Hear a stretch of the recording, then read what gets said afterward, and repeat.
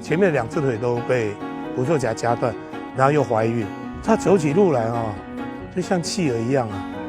它前面2只脚都没有了。它现在的肚子蛮大的了可能不久即将要生产啊，在那边怕它怀孕之后要生产，可能会有相当大的危险。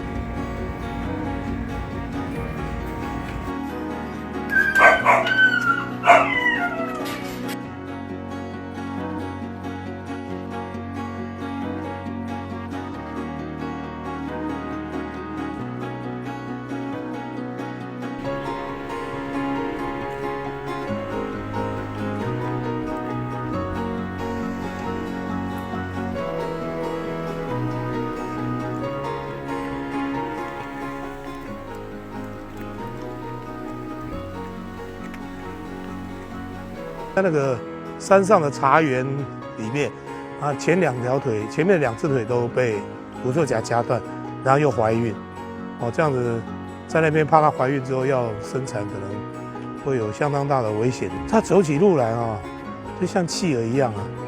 它前面2只脚都没有了。它现在的肚子蛮大的了可能不久即将要生产啊。那我们现在把它安置在动物园里面，就是让它安心的在那边待产。